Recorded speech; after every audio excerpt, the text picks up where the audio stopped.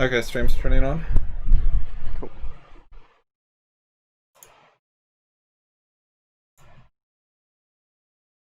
Alright. I think I should be, yep. Okay, so what did you work on? So predominantly, in terms of the stuff we were working on previously, the analyzing lie stuff. So I've got 3 passes of a Lulie stuff, and I did an outline of Birner's quote as well, so that I could. I felt like this was good. I didn't try and like do much more than just like outlining it, but I've got like comments on the left for various stuff. There were some things that I didn't spot before. Like a big one was that, like, apparently ideas require environments in such a way that like each environment is specific to like the thinker or the idea, such that like cooperation isn't possible. Like Burner makes it sound like it's all an individual thing. Yeah. Anyway, so this outline was, I don't think I had many problems with that. I basically broke each sentence up into smaller chunks, just to make it easier to think about later.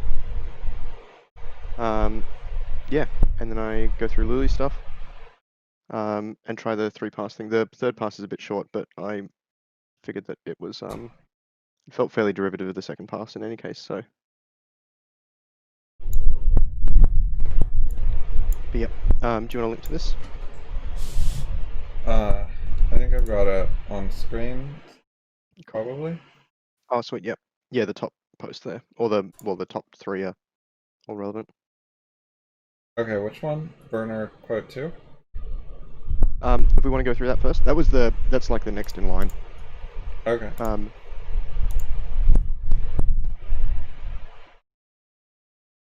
Did you watch videos or did you just work on this? So I've watched most of the 2nd video now. So I sort of I was thinking about going through and like adding little points to it, but it didn't seem like, I mean, in terms of I didn't make any notes about the burner stuff. There's a few things that I missed in terms of Lulie stuff, but I didn't feel like I missed anything major, I think. There was some stuff that I feel like I might not have the ability to judge anyway. The videos are not very comprehensive. FYI, like there's stuff in the text thread that wasn't repeated. Yep, I haven't gone through those yet.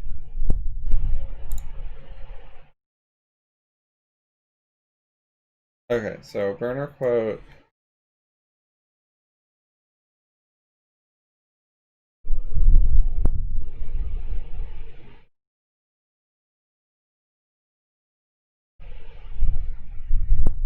This table seems broken in some way. So what I sort of was experimenting with. The headings are reversed. Oh no, so the outlines are on the left. The way that I've done it is because I wanted to be able to like reference the quote itself close to the thing. So on the right, I'll post the quote with an empty thing on the left, and then do outline sentences. And if I've got comments on the outline sentences, they go on the right. If that makes sense. Oh, okay, so the comment column is quotes or comments, depending. Yeah, the quotes are there just to sort of like break up the sections. They're the ones that are fully italicized with the quote mark in front of them. So that was something I did sort of more towards the end to make it more readable, because I wanted to mark where each sentence was because I was breaking them up into more sentences. So yeah, so it's a bit experimental, the layout sort of thing, or the structure.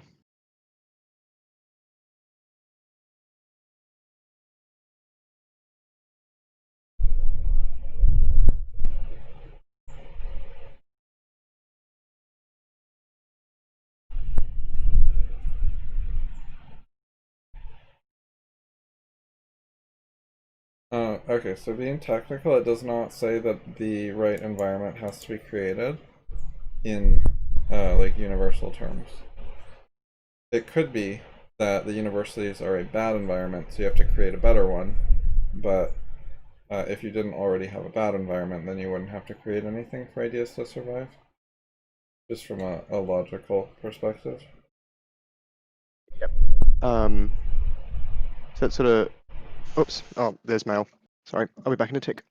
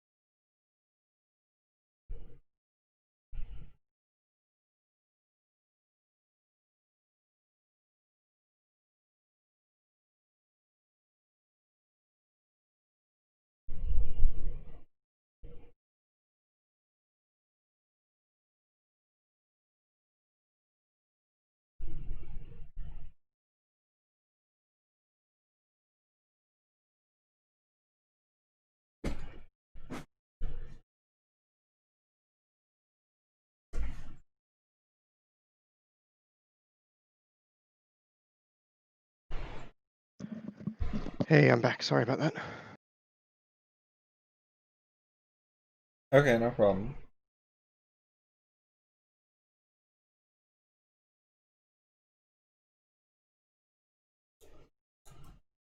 Okay, so going back to this, a different way to put it is he was saying that it's not the default, like the right environment is not the default in academia today. It's a contextual statement rather than just saying the default, like universally or in general.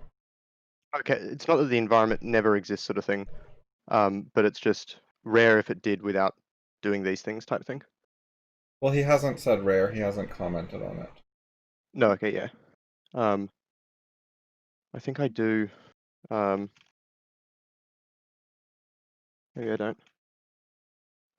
Like he says Oh we yeah, need to do this, which implies that the current situation in academia isn't good enough, yeah, but it doesn't say how common good situations are or whether they have to be created in general or anything like that.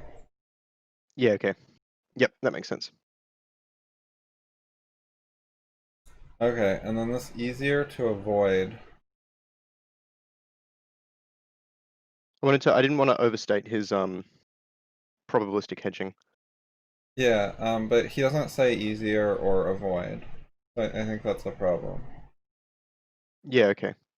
That's sort of, yeah, my interpretation of uh yeah, sort of Of resisting which forces type text thing. With specifically? um so because the like resources in this are like needed to create an environment, um in essence it sort of feels like it's implying that it's harder to create an environment without these things. I mean, he's saying needed, um, but that it's like somehow possible to create an environment without them, I guess, is what I'm reading into that. But that's not what he's saying. Um, yeah.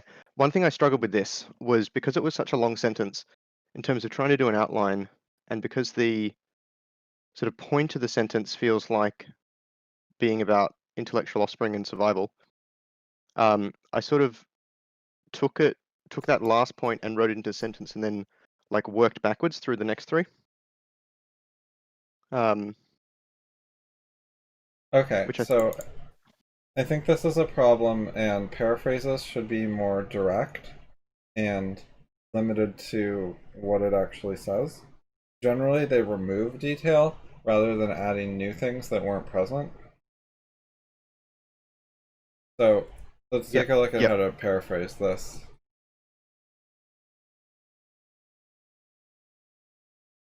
So we're gonna start with small chunks.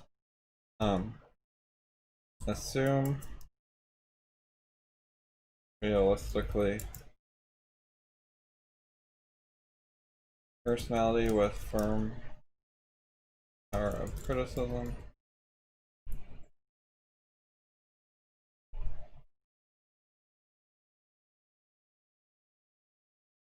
Less or is less prone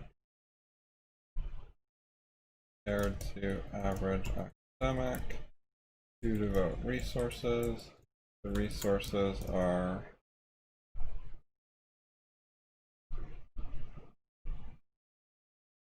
used for social networking and academic politicking.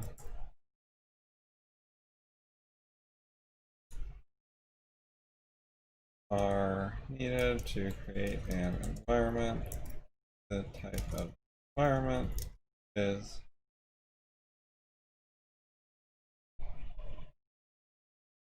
allows intellectual offspring to survive.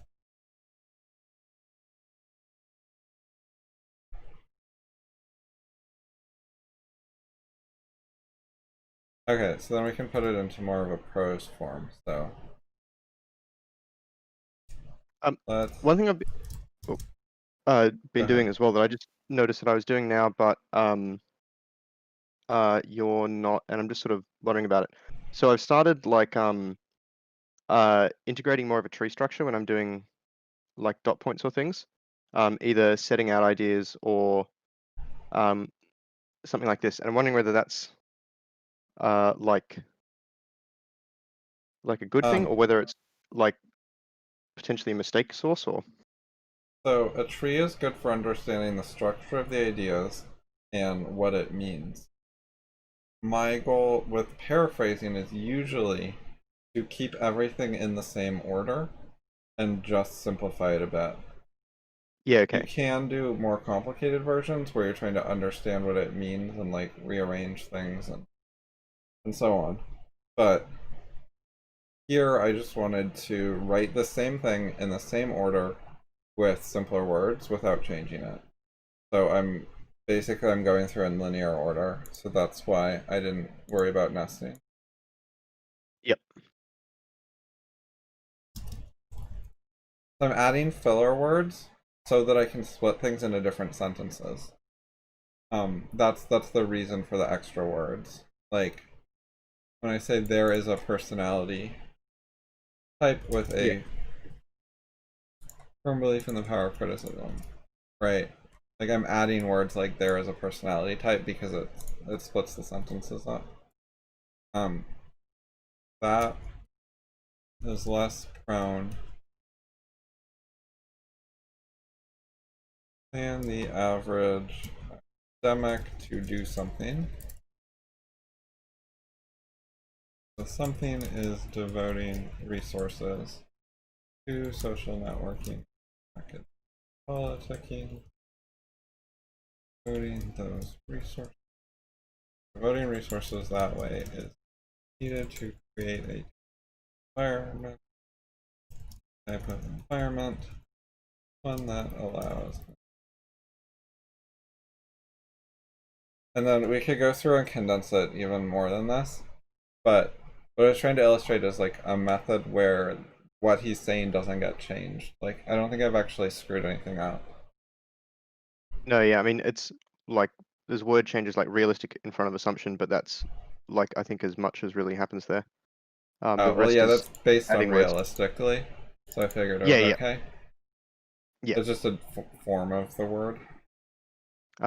No, I can see that. That's fine. And I see the difference between like yeah, the sort of structural changes I was making, which were like bigger structural changes. Yeah. The other thing you often do in paraphrasing is delete stuff, so you decide like this part isn't that important and you just cut some parts out. Um, but yeah, that is a different activity than adding or changing things. Yep. So if you do it just like this plus cutting stuff or condensing more, that's more of a standard paraphrase.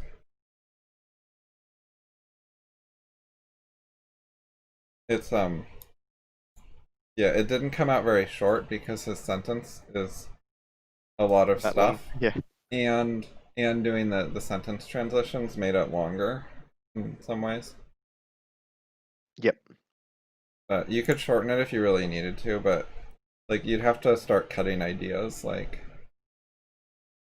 you could drop the assumption part and decide that's not that important, and say like personalities with a firm belief in power of criticism are less prone to academic politicking. Uh,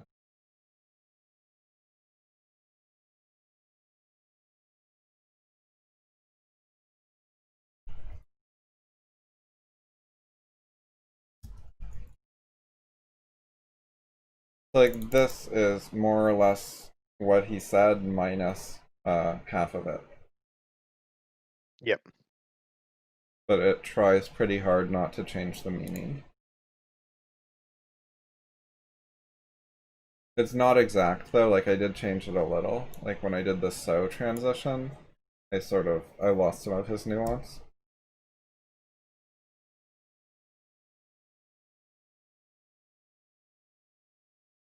Yep. But this version is more readable, so that's good.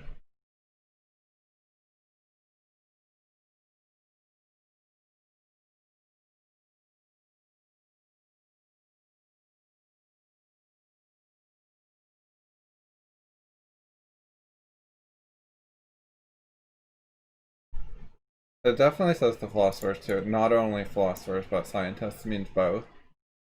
Okay. All right. Like Is this just a Well, grammar or like English reading issue, or is there a content issue? Because I wasn't thinking about the content, I was just reading.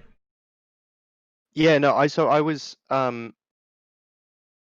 yeah, I mean, I see like Philosophers 2 doesn't seem like it from the text because of the parenthetical being like immediately after scientists, and maybe the outstanding in front of that was a bit Oh, you're talking about this parenthetical. Okay, yeah, I was thinking about supported critical rationalism, like the oh conclusion. yeah, yeah, no, that's yeah.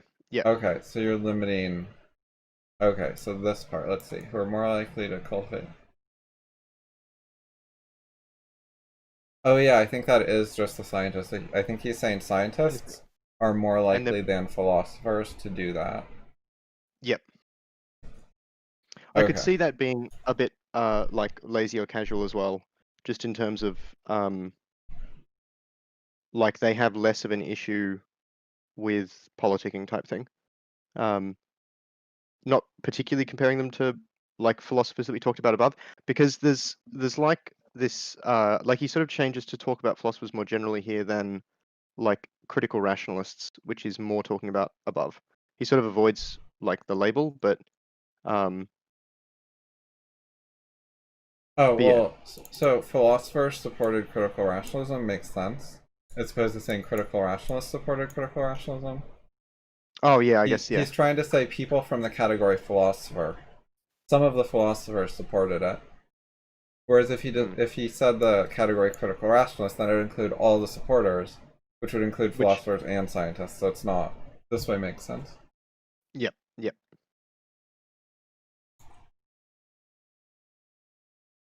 Okay, so no comments here by you. So I think that means I just go ahead, right? Yeah, unless there was an issue with the outline, but yeah, I mean the comments are mostly either to aid my understanding, or I started writing things like, what is like in the meantime mean, and things like that. So that's a lot of what the comments are about.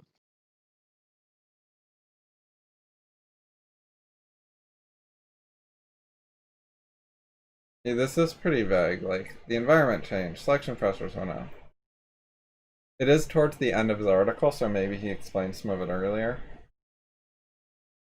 I can sort of guess that the selection pressures is not being willing to do the politicking and so on, um, or like not being capable, or not being capable of like adopting other traditions. But it's pretty vague. It doesn't really. I don't think Um, it would mean that. Selection pressures are normally external things, like um, for example, the way that people are hired could put a selection pressure on certain types of people. yeah, no, that makes sense. One thing that occurs to me, I'm not sure if it's like worth thinking about. Like, does he know that? Um, like, how is he using it? Yeah, I don't know. It's kind of a buzzword that people throw around. Yeah. So you'd have to read the rest of the article to see if he knows what it means and talks about it or not. One thing that I feel like is a contradiction as well is he talks about like the environment changing, but that change is directly linked to um, like the number of journals, disciplines, and scientists increasing, and the professionalization of science. And so it sort of feels like selection pressures have increased greatly is at conflict with the idea of all of this getting vaster. Um, Yeah, that's true. It'd be weird if it expanded rapidly while also getting more selective at the same time. you'd I need a think broadly it's gotten a lot less selective. We have so many like shitty scientists now.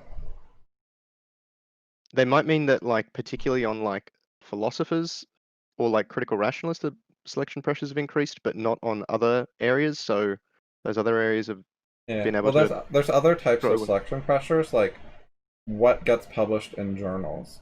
So the journals could have gotten pickier about certain things, and now there's more people, but they're like all falling in line with the agenda more. I know at Sydney University when I worked there in IT, they introduced a policy where all academics had to publish at least 3 papers a year, or after, or then they go through like a review probation before being fired type thing. So there was definitely like In the last decade, there's been a lot of. Right, having to publish papers is also a selection pressure, Yep. separate from what types of papers are published, but the two reinforce, they're related.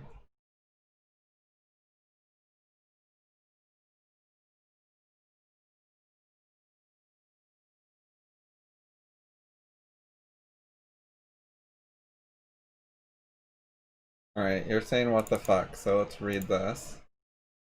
In this new environment, the support of scientists is lacking. So is this support of critical rationalism?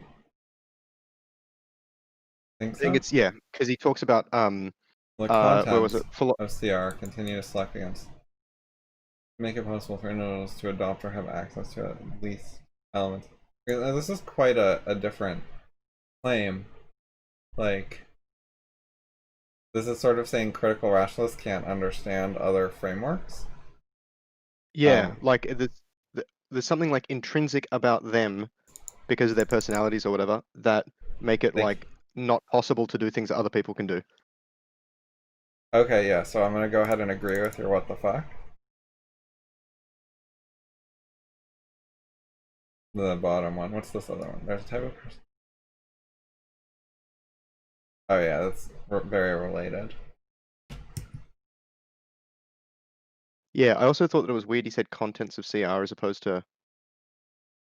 I sort of feel like it's pretty synonymous with just critical rationalism as a whole, but it is sort of interesting in a subtle way that I don't quite know what he's particularly talking about.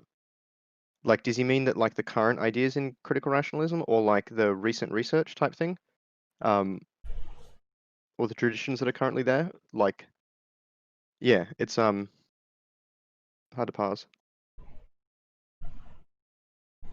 Yeah, it's pretty bad, and also I agree with you. Entrenched sounds like, stuck in place, so not extinct. Yeah, I could see, yeah, firmly established and difficult or unlikely to change. Yeah, So I could it's a bit see nonsense. the like one way of putting it is like static, like as in not able to make progress, but that's the only Yeah, thing I that I can think think of that's that what would he be. meant, is if we're not like learning and adapting to the situation. Like maybe he meant sort of that the ideas about how the CR tradition gets stuck like within itself. So like it can't change, and then it goes extinct in the broader context, which is changing. But it's poorly written. I thought it was interesting as well that he didn't say like entrenched and then extinct. Uh, it's sort of he's not linking them particularly strongly, or uh, like them happening at the same time feels, Yeah, that's yeah, just a bit odd. more awkward.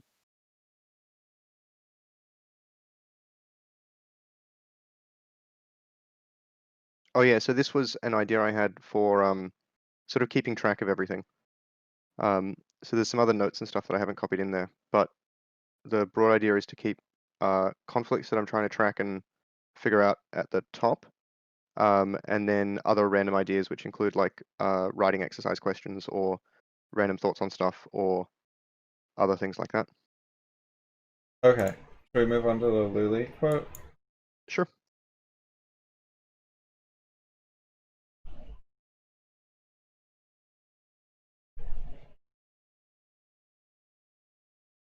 Okay, so do you fully quote everything as you go along? Yeah. So the first pass I quoted on a sentence by sentence basis. Okay. And then I do sort of like groups of sentences or paragraphs. And then I don't quote anything for the last one. Okay. What's the spirit of the post? Yeah, that is a Oh, fair question. The burner post was not very clear or like unified under a single clear theme. the other thing just to point it out, so the bold parts are my like other little like the crux of the dishonesty is sort of the idea. So I'm not certain about all of them, and there's a few that I just left as questions without bolding anything. But that's yeah, just so it's easier to skip through. Okay. Oh, did you mark confidence on any of your claims? Oh, No, I do know the ones that I'm not confident about though. Okay. So I didn't. Yeah. Um, yeah. So most of them I felt like, yeah. I'll see if maybe I'll try and like mark them down as we go along.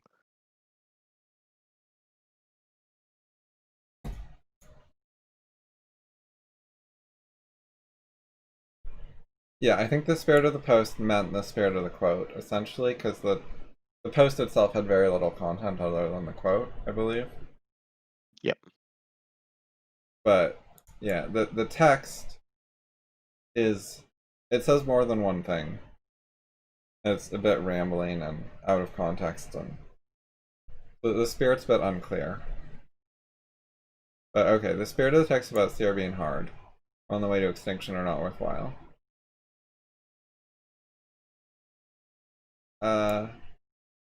What does CR being hard mean? Like, because my first impression is when you say CR is hard, you'd mean it's hard to do. Like, it is hard to use critical rationalism to understand an issue. It's hard to practice it. Yeah. So I mean, after the parentheses, I say because it's incompatible with necessary evils. So I think what I'm meaning is, um, like CR is hard for someone to be in and succeed in because of the environment. Okay, so it means something like CR is hard to adopt in an academic setting and Yep. have long-term success. Yeah. Yep.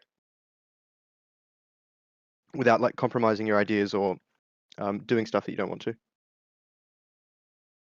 Yeah, but if you do that, then you're clashing with CR. So that wouldn't quite qualify as adopting it. No, I feel like maybe one of the reasons that I put it a bit casually there is because of the way that like Lulie's quite casual with it. Um, That she and is. Burner doesn't like he doesn't make super strong claims about it. He's sort of like hedging all the time. So he's not like outright saying that CR is just impossible to do these days. But that's sort of like the theme or it's an undertone.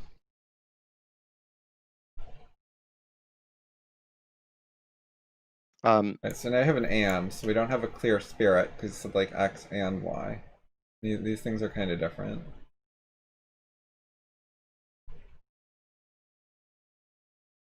Yeah, I came back to this a bit later and uh I'm not sure how much I really edited. I added the last sentence though. The article is fairly anti-CR though. Or like the extract is really what I should have said. But yeah, but I knew that like I didn't want to spend too much time on analyzing it, just because it was like unclear, so it sort of felt sort of like not a great use of time to dig into that too much. But yeah, I was sort of like at slightly the wrong level of emergence, I think, in terms of talking about this. It's a bit too content based as opposed to yeah, getting at the spirit. But I feel like the spirit is that like is an anti-CR spirit. Yeah, and even if it's not, she disagrees with it. She's far more optimistic. That far more is like a significant disagreement. Mm.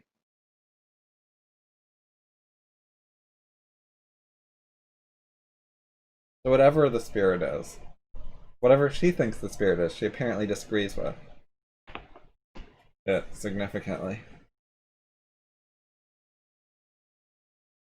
Okay, yeah. Why sympathize with that? Fair question. Seem like you're able to understand a lot of points of view and see the good in what. Yep. Social reaction to that is generally positive. Seems like you're being critical even though you disagree with something.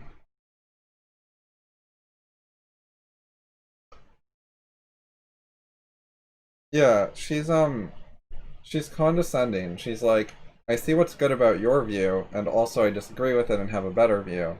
But I did understand you because I'm like a superset of you. Yeah, yep.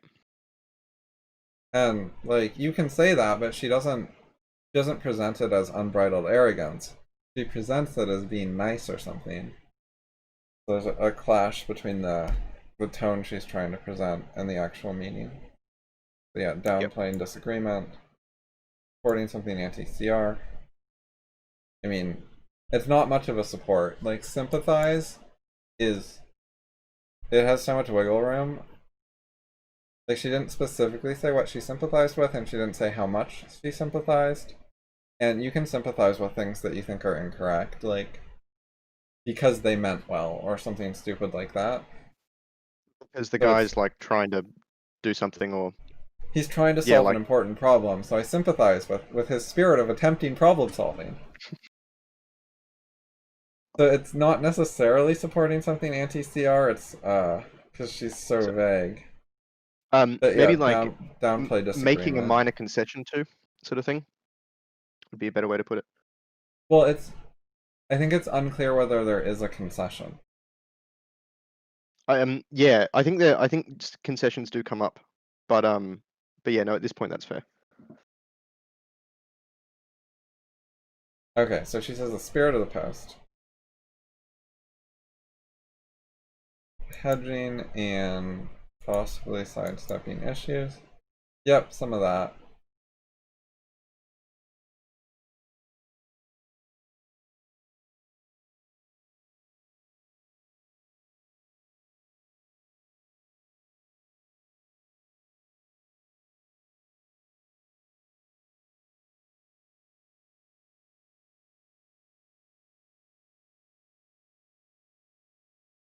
Yeah, so I'm not convinced that she had anything specific in mind that she actually sympathized with. I think it might have been more of a formality kind of writing. Would explain why there's no explanation of that,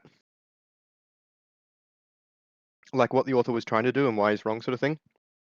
It was just sort of like, oh, you know, you tried, or something like that.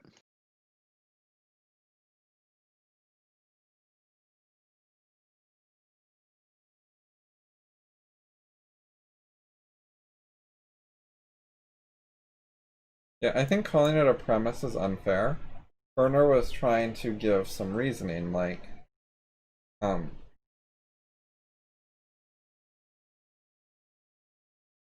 Yeah, so this is one of the ones that I had low confidence about. I sort of point out some ways that, like, uh, yeah, politicking is one of the major points. Burner rags on CR a lot more than just this. Like the indirect way she's talking can diminish the apparent importance of the disagreement or avoid it. But I didn't quite like it was one of these things where yeah. So it feels like it's technically correct. when she says there's a premise here, she's hinting that it is an unstated premise. This is not a normal wording for an explicit premise. Yeah, it's not talking about Burner says like in Burner's first premise or something like that. It's yeah, sort of like, oh, I'm pointing something out that's not obvious. Right, she makes it sound like she's coming in and like has this knowledge that other people are missing that she's like revealing to us. But Burner explicitly said this. And also, Yep. I don't think it's a premise. Like, you can write a standard syllogism where you have it as the conclusion based on what Burner was trying to say. Yep. Like, do you follow this? Yeah, yep. As in you've got like two premises there to make the Yeah. conclusion.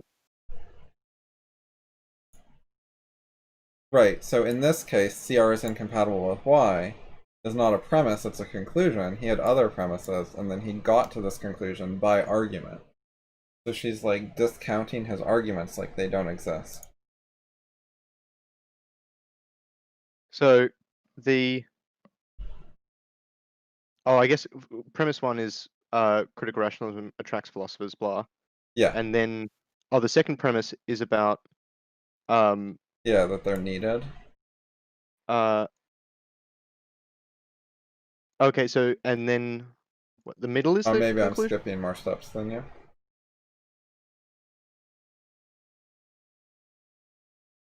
Okay, yeah, it's really it's a multi-part argument, right? So it's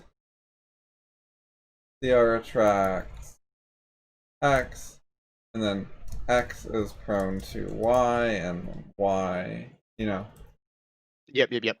No, that makes sense. Y is incompatible with Z, so like another step.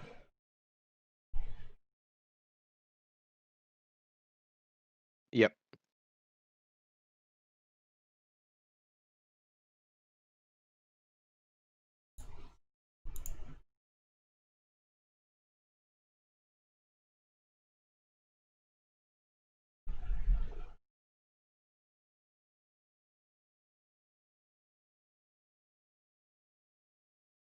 like similar to the yeah, the sort of pointing out that there's a premise type thing makes it sound like it's not as strong a point in the original thing.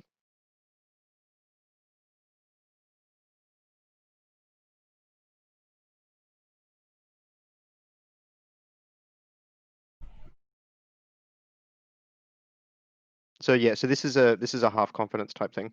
In that I get a bit more confident with it later on in the second pass. But I struggle to put exactly like my finger on it in terms of this stuff. Yeah. Okay, Okay, so that's so why is the word but there? How do 2 and 3 connect to each other? which is contrasting. You can have all sorts of interests with CR is incompatible with social networking. So it's like Burner claims like CR is incompatible with X, but CR is compatible with all kinds of things. Therefore, X is not a special case, which is super non-specific, but also sort of misrepresents like CR. Like CR is pretty particular about like other ideas. Yeah. So I do think it's like it's misrepresenting Okay, CR to be so yeah. broad, and So to go ahead. also to then use that broadness to try and like act as a comparison to not actually deal with the issue of whether like the networking and politicking actually have anything to do with like whether there is a clash there.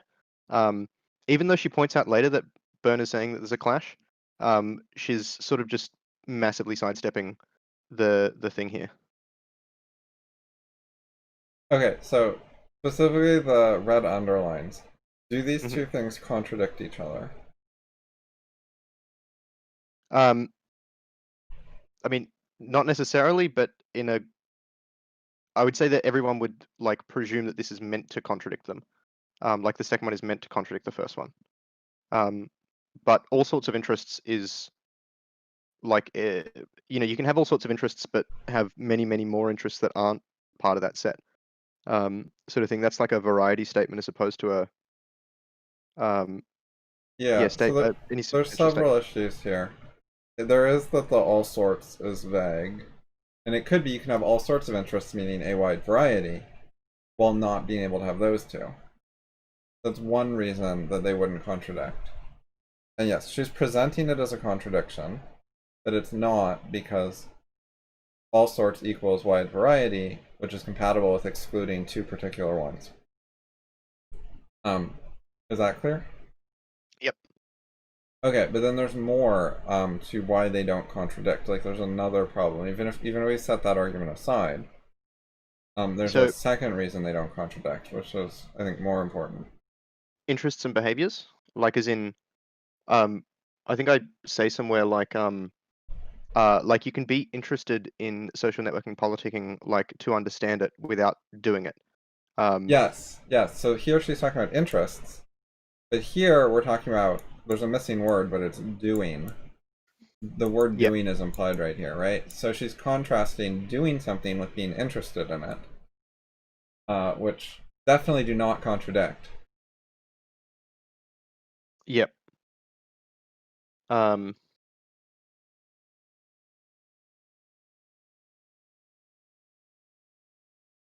I'm just wondering whether I put it further down.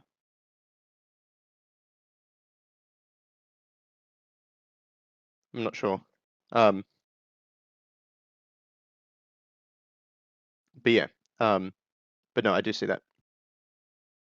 So Okay. there's a yeah, so that's like a reframing issue as well, where she's changing the goalposts by doing like a false comparison. Yeah.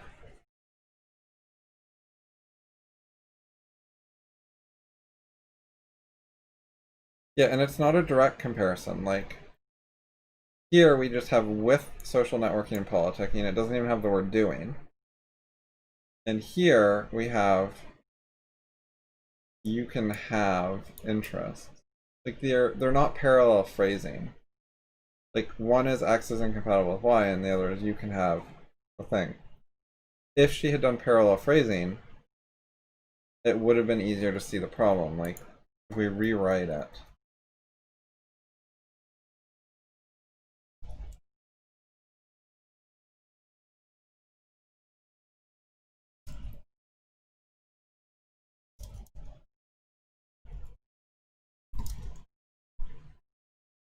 Or like can take an interest in. Like it's easier to see that these don't contradict each other when the phrasings are more similar. We could even Yeah, yeah. is compatible with interest in X. Right, like this one's even clearer. Yeah, yep. Okay. Right, so why would social networking and politicking be special? Let's see what you say. Oh, that's where yeah, that's so I don't think Berner says there could be interests. He says see how people don't like devoting resources to doing them. That's where I actually address that. Oh, Which is good, maybe, yes.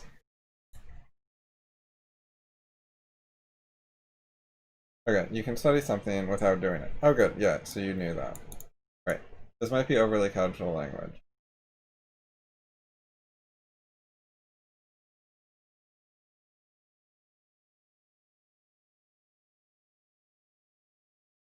Yeah, I don't think that posts like this happen by accident. And in general, people exert a lot of control over what they're doing. It's just they do it in some ways and not others. So you can have a post that's careless in one way, while it's very careful with social dynamics. But yeah, it's yep. not careful with like, logic.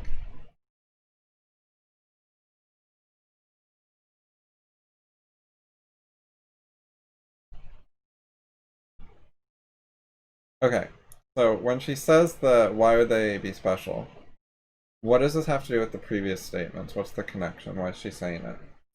She's taking the like the well, I guess it's in a preposition, but the nouns like social networking and politicking from the first thing.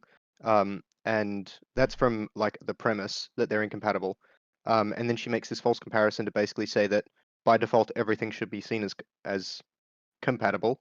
Um, and then swaps back to the first one to ask why it's a special case.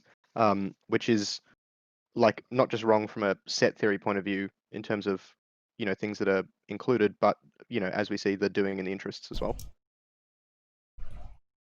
Okay, so something like Burner thinks X is incompatible.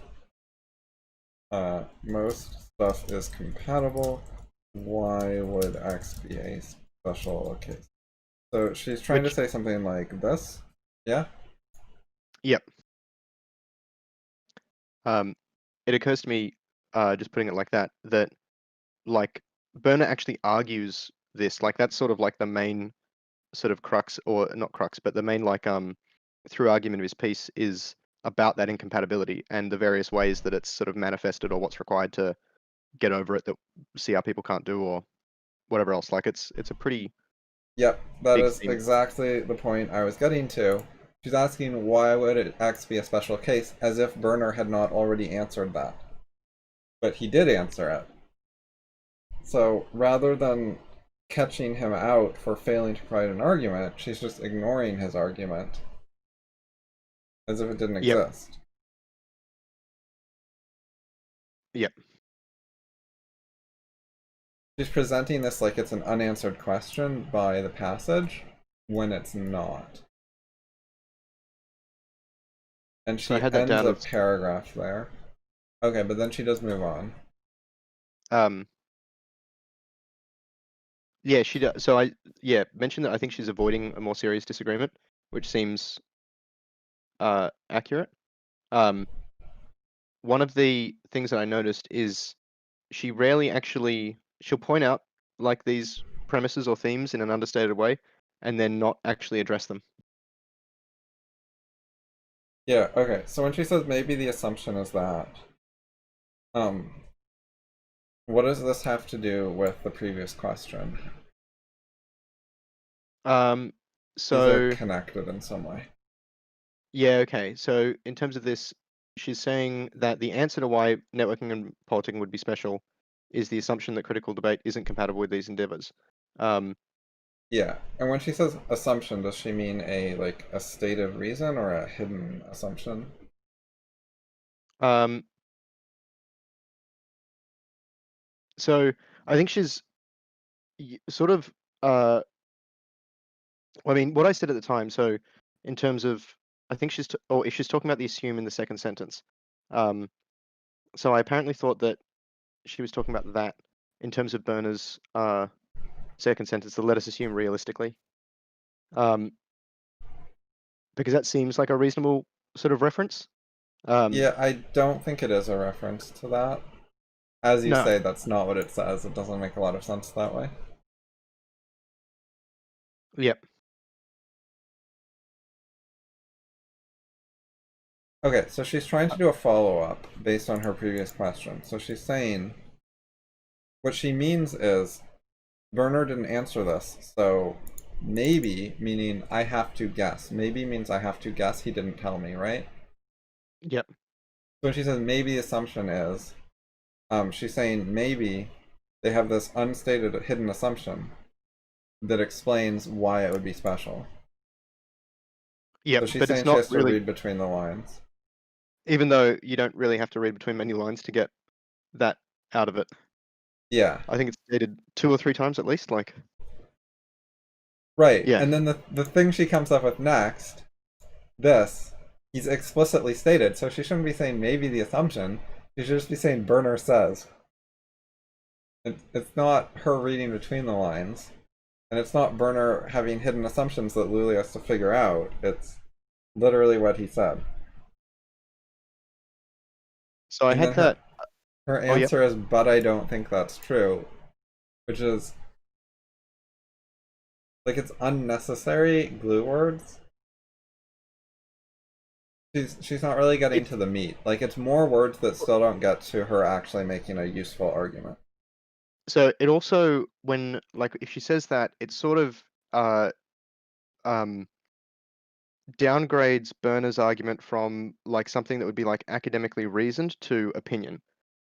Like, because she's comparing it to what she's putting forward as her opinion here. Like, I don't think that's true. Um, she's not taking like a strong stand about like that's not true because there's always, blah. Um, it's like, oh, we each have our thoughts, sort of thing. Maybe. I read it more as an understated way to say, but that's like ridiculously false. So the best, most charitable interpretation I could come up with involved him being an idiot. And sort of hiding that behind the maybe sort of thing, as in like, I'll pretend that he didn't make it obvious so that, uh, to avoid sort of causing too much social disturbance. Yeah. And then she's implying that his position is like pretty dumb by doing away with it in like half a sentence. Like she doesn't spend a paragraph arguing with him. She doesn't even spend a whole sentence arguing with him. She includes it in the same sentence that was already pretty long.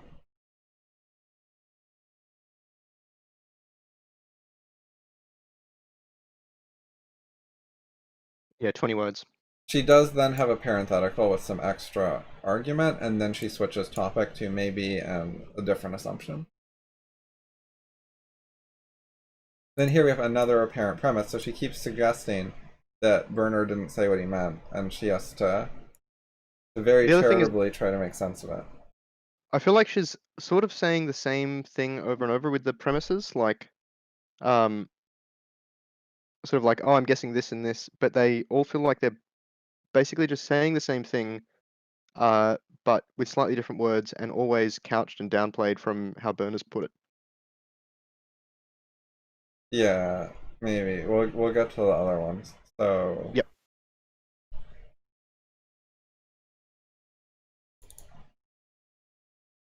okay, we're on the last part of this sentence. There's always a way of explaining an idea that isn't off-putting.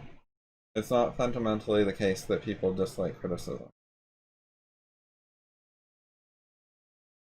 So, first question, what does the first clause before the semicolon and the second clause after have to do with each other? I mean, it's not quite So separate clauses because we have a that, but whatever. First section and second section. um,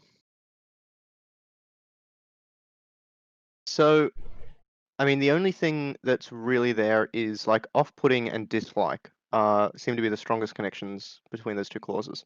Like on the first one, she's saying it's possible to phrase things or word things or express them in like a particular way. And the second is about other people and their reception. So she's sort of saying that like we can package something up in a nice way, and there's a nice way for every criticism and every person and every combination thereof.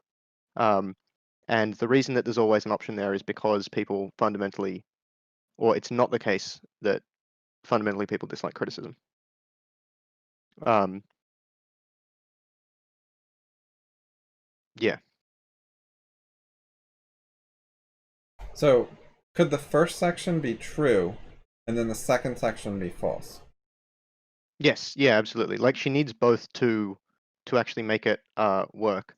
Um, I think I put somewhere Does she down think here. that? Or does she think that they're equivalents? Because I think that this is presented as a restatement. Does that make sense? Um, she's as in the second clause is just restating the first one.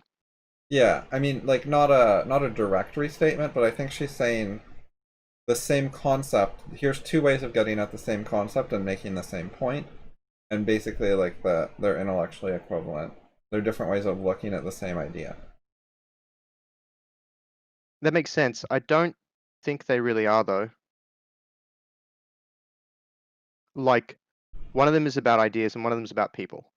And like we've got a lot more flexibility when it comes to like ideas because they're not like tied to stuff. They're just like abstract. We can do with them, whatever logic Okay, allows type thing.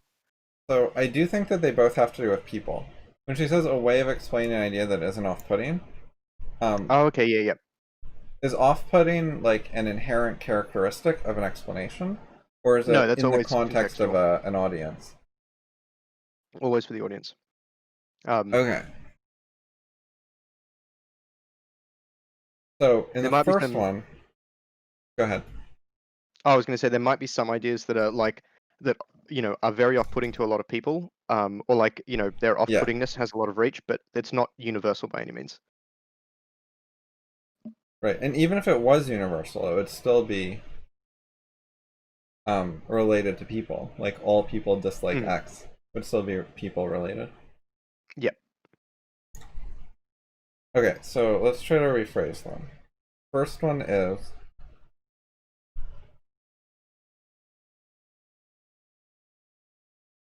like trying to make them more connected. She's saying there is a way to explain any idea that people won't dislike. And then she says people don't fundamentally dislike criticism. And um which is a type of idea. Like, does this make it clear how the parts are connected?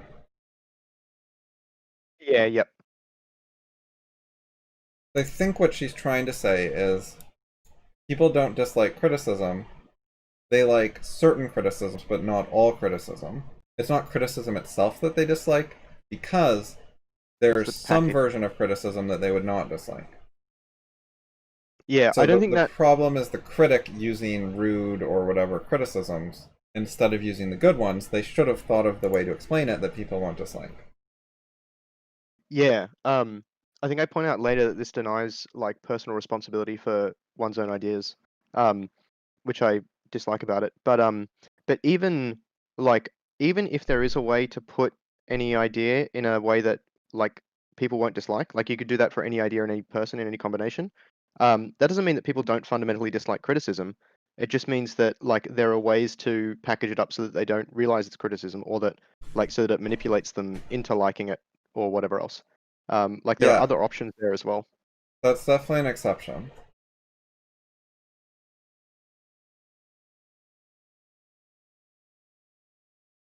Right. So you can sort of like they could dislike all criticism, but sometimes you can override it by including things they like, or obscuring what's going on, or confusing them, or something.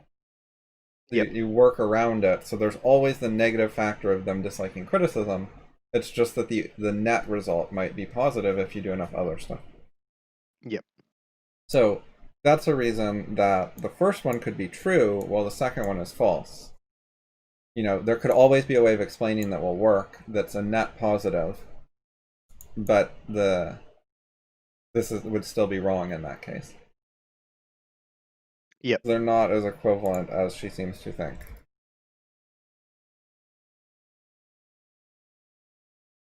Then, on a related note,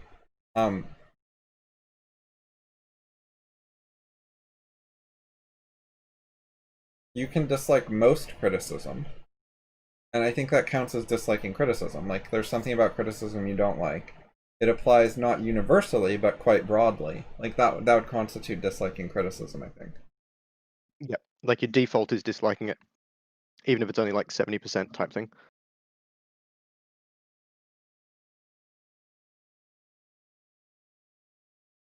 But it's like, there can be reasons you dislike criticism that just don't have full universal reach.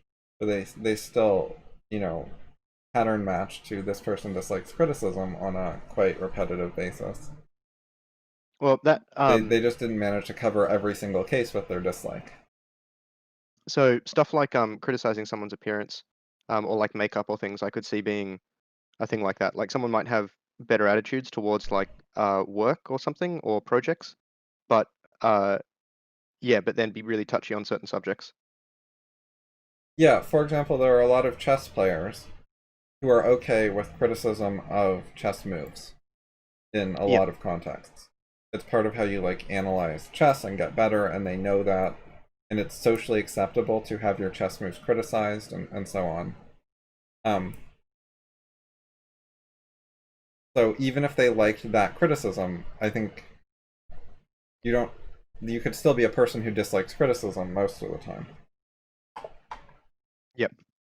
So I Yeah. think this fundamental, like, it's a vague word, but it seems to sort of mean. I think she means like it's not criticism itself that they dislike, and often it is.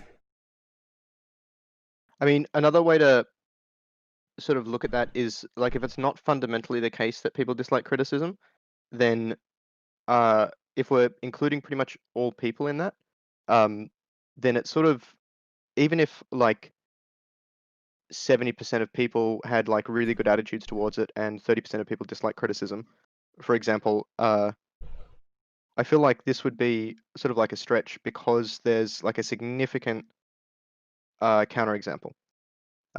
It doesn't have to be like a supermajority or something, but it doesn't exclude like a situation where 70% of people manage to like get over it sort of thing, but they started out not liking it. Um, yeah, it's so people state now and like fundamental has broader descriptive power than just the like instantaneous type stuff. Whereas when you're putting an idea to someone, like criticism at a particular time, like that is instantaneous. That can depend on like mood and other things. Um, and so it'd be possible for us to, you know, when someone's happy, to be able to give them criticism, okay. But then if they were like, upset, which might be their default, um, then they don't. Like there's a lot of other ways that this doesn't pan out. Okay, so then when she says there's a way, there's always a way. What does she mean? Does she mean in theory? Could it require like future technology? Could it require future knowledge that we don't have, or does she mean there's like always a way today given current knowledge and technology? Like Um, what's she trying to say? well, she drops a reference to BOI later with problems are soluble. And so my guess is that that's the theme there.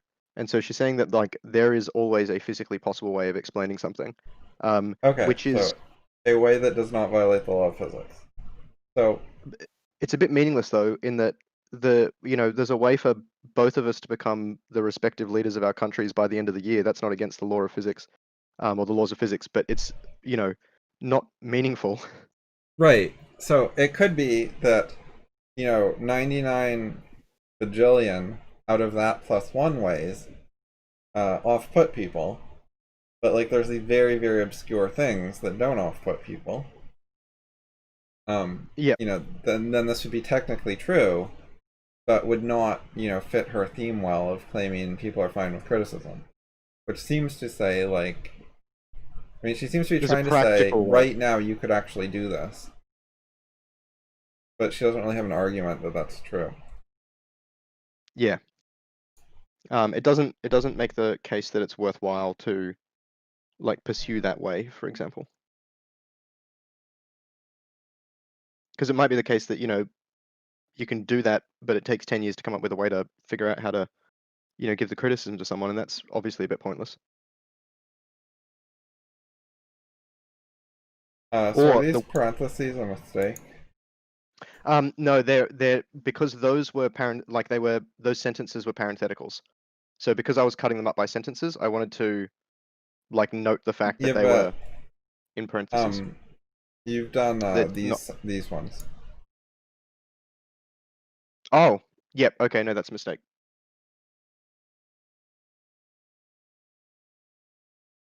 Okay. So the paragraph ends with, we were doing 5. The paragraph includes 6 and 7, and then that's the end of the paragraph. All right, so 7 is parentheses, but the others aren't. Yep, that makes sense. Okay, so how does she follow up? A bit indirectly, like she's just, this is a parenthetical, so it's supposed to be like more detail or something, so the argument she gave was already basically supposed to be sufficient. Like, if only Birner had realized there's always a way of explaining things that isn't off-putting, then he would have known he was wrong, because that claim is just so obviously true, or something. Like, these are assertions, they are not arguments. And then, Yep. yeah, I don't think that's true because I assert that it's not true. And now I'm done arguing and going off into details. Yep. But So I she's sort trying of to give an overall impression like she's arguing and being a philosopher and stuff.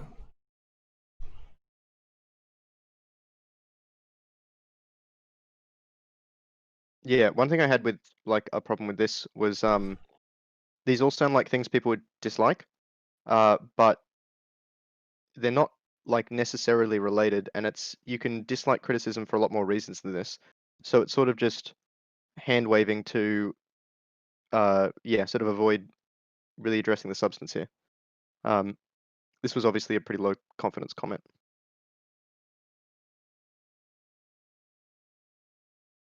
Yeah. Here's another way to think about the issue. Suppose, one, people in social situations dislike criticism due to social dynamics. People who don't have to deal with social dynamics are fine with criticism. Okay, like suppose that these were true. Like, what would the impact be for Birner's position and for Lulie's position?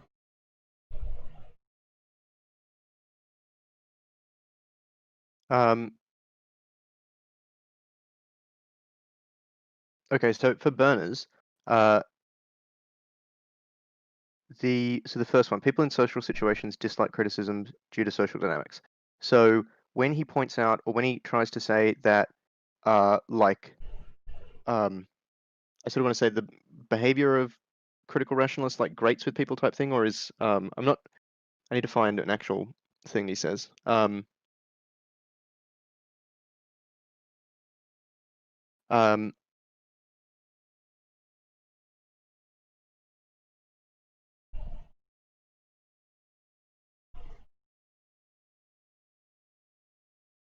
Like, suppose so Birner agreed that this was true. Would he change his mind in some way? Would he concede something? What would he say back to it? so with one, I don't think he'd necessarily have too much of an issue. It doesn't seem like he'd have an issue with that. He doesn't really go into why people why critical rationalism has an issue in the extract, but besides the like surface level stuff, people who don't have to deal with social dynamics are fine with criticism. This feels less compatible because, well, I mean, maybe it would just be that this is fine too because all of the people in academia have to deal with social dynamics, which is sort of like the premise of this environment thing that he keeps talking about. Yeah, I suspect Burner's response would be like that Burner. So, That's fine. Everyone lives in society, so they deal with social dynamics, and academia has tons. Right? So like he wouldn't think that this was arguing with him. yep. He might see it as supporting it, really. Yeah, like people in social situations dislike criticism. He's like, yeah, that's what I was saying. Yeah, These people yep. don't want criticism, and these TR people want criticism, and it causes this clash. Okay, And and then that would be the go like ahead. selecting against type phrases when he talks about yeah, like CR's contents selecting against it. Yeah, so then what would Lulie say to this? Like, suppose we convince Lulie that 1 and 2 are true.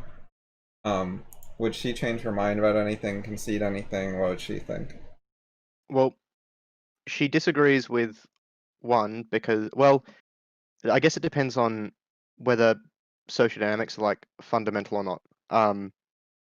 She like she would agree Are they with a law of 2. physics? Um, I don't know how she interprets that sort of stuff. I mean, they're not a law of physics, obviously. If she was making a claim before about always a way, then she would say that there's always a way to do it inside social dynamics. Whereas this is like more general and universal in as a statement, in that whenever social dynamics Okay. are involved, people dislike criticism. So it sort of conflicts with that. She would agree with 2 because she thinks that like everyone's fine with criticism in some way. So 2's not really a problem in and of Right. itself. She might want to add extra conditions. She might want to say, like, also you have to do X and Y to avoid putting people off or something. But I Yep. think, yeah, basically she'd be okay with that. But she disagrees with 1. I mean, in that fundamentally people don't like don't like or fundamentally people don't have a problem with criticism is sort of a premise. That is sort of means that if 1 were true, then people would need an out to get away from social dynamics in order to have that other mindset where they can, you know, be okay with criticism. Um,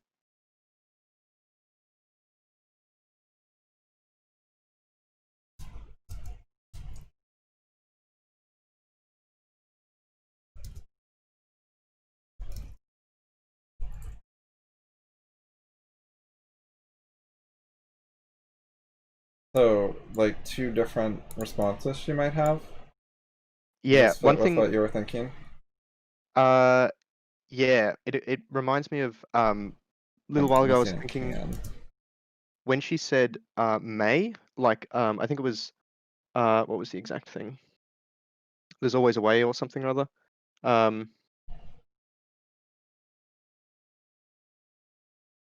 there's always a way of explaining an idea that isn't off-putting. So like one of those ways of explaining the idea of, such that it's not off-putting is to like convince the other person that critical rationalism is good and they should want criticism. Like there's really roundabout ways to get to that goal that are far like larger or more impactful than the criticism itself would be.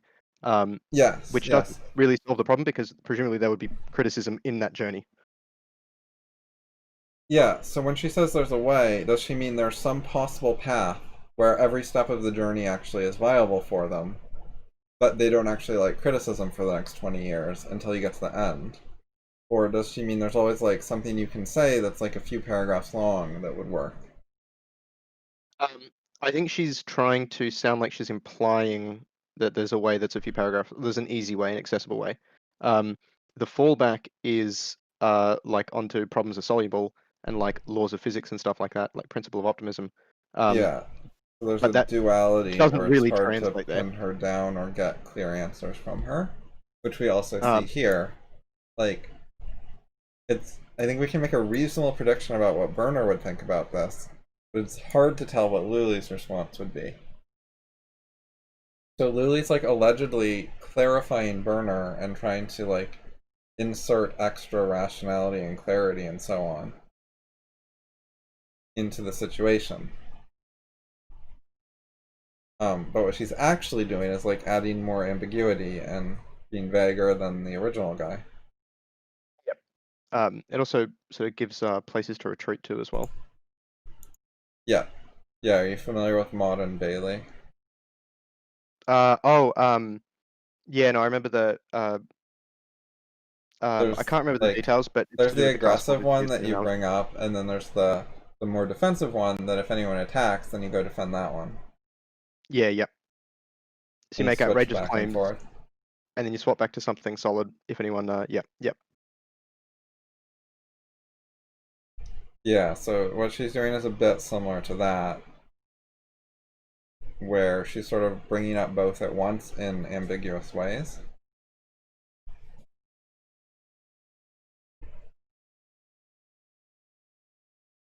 Yeah, like it's sort of one of the other things that occurs to me is like a bit of a theme of like the beginning of Infinity is that like problem solving isn't easy.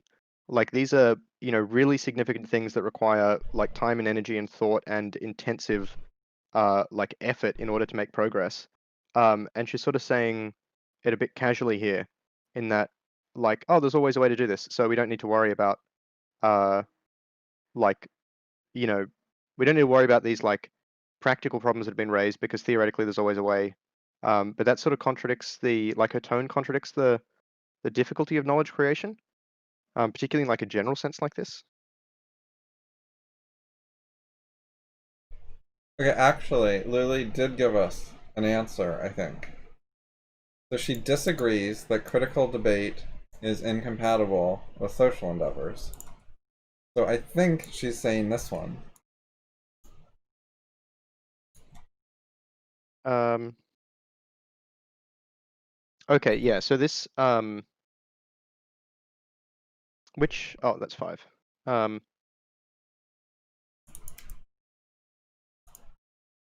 yeah. So she's saying that critical debate is compatible with social endeavors.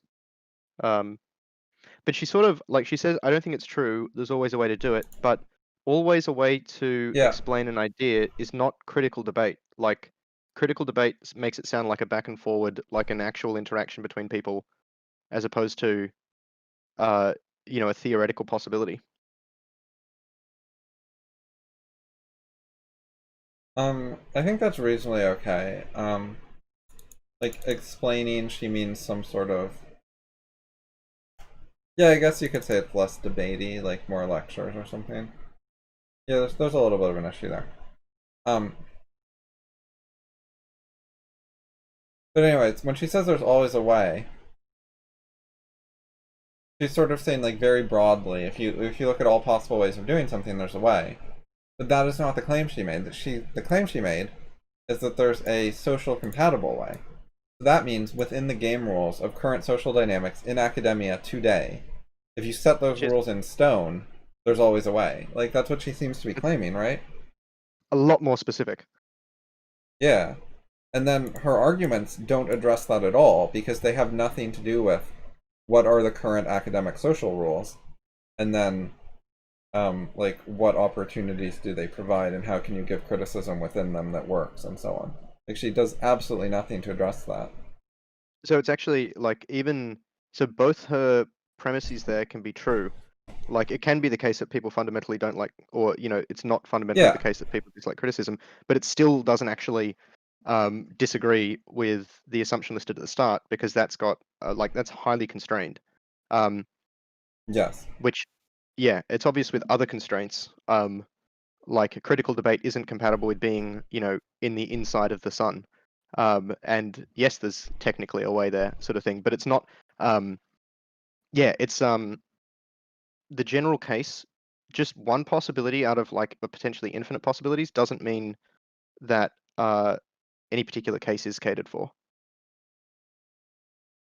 Yeah, so and this is very unfair of her because Burner was talking about a specific context. Like he was talking about academia. That was what he was trying to talk about. And she's Yeah, changing it to this sort of general scenario.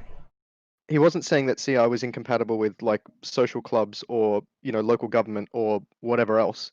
He was saying particularly with like academic politicking or like the current environment and selection pressures of Yeah, academia he type was thing. very focused on that. He was saying how like the number of people in academia had increased and there were like changing situations there and so on. He was But talking about like a pretty specific it's, thing. it's actually even more specific because he talks about tradition, I think. Um, yeah, like so he mentions the tradition to start with, and then mentions that like elements of different traditions, the carriers of the tradition of critical rationalism being incapable of adopting or having access to alternative traditions, um, like he's like a tradition is even more specific than this. Like a tradition is not just a one-off delivering of criticism. This is like a repeated, regular uh, like thing that people engage in consciously, um, which is an even further restricted case. This is not just it's not just whether it's possible or not. It's whether it's possible to do repeatedly in an arbitrary group of people, in unpredictable environments, you know, Yeah, in terms yeah, of yeah, that's fair.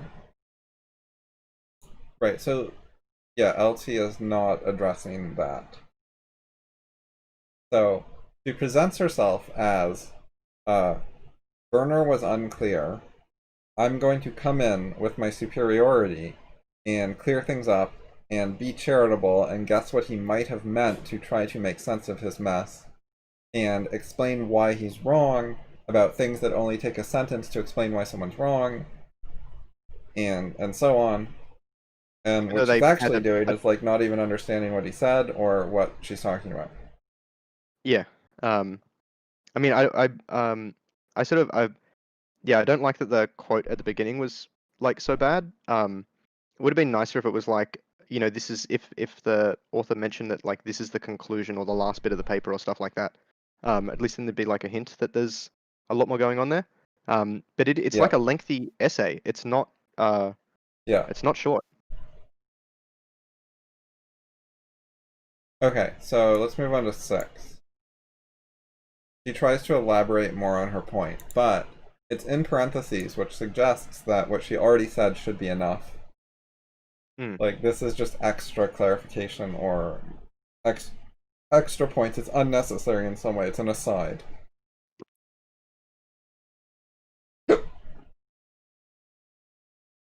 But then you start reading it, what they dislike is something more like, and you think, this does not seem like an aside. This seems like actually trying to make her argument. Yeah. I, Um, I think what she thinks is she already explained the general abstract case, and that was just so crushing that she's done. But then in parentheses, like, if you didn't quite get it yet, I will make it more concrete for you. um, yeah, I don't even think these like if you sort of looked at it as a list and you tried to predict like the other things that might come in there. I don't think this list like ends up including everything that you need to even. Um, like it Yes, doesn't include, for example, like static memes type thing. yes, it's a short list. It's not very comprehensive. It has this etc.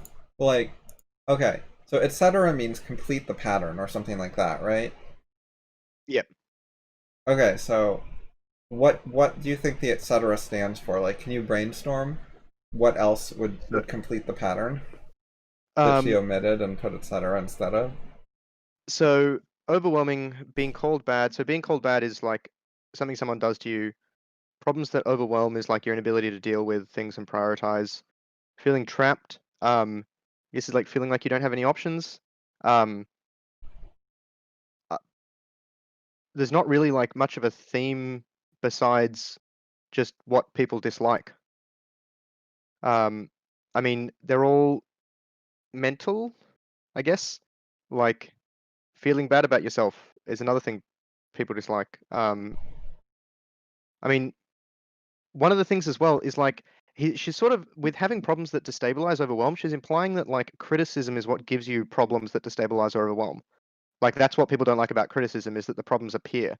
But Like, the problems were Well, already there. she might mean that it reminds you of them or something, like shooting the messenger kind of thing. I can sort of see that. It's just, I mean, They don't dislike the criticism, they dislike the problem, which you're currently talking about, and that's why they're having a negative reaction, is they're talking about the thing they don't like. they don't want to acknowledge the problem. Or they don't want to give credit to the criticism as being, like, valid in some way. Or just even thinking about it, they might dislike. Yeah. Yeah, so, right, it's pretty hard to figure out what should go in the etc. That's like a fairly standard writing tip. Is when you say etc., think for a moment, will my reader be able to supply several more examples of the same type fairly easily? Yep. Yeah. Like, if it was a list of colors, and you're like red, green, blue, yellow, etc., that's fine. They can come up with orange and purple. But this one is much harder. So I will give it a try. Let's see. Etc. equals, let's see.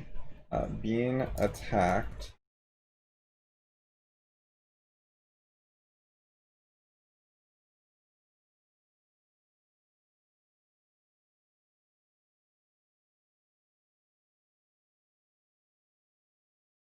Other name calling.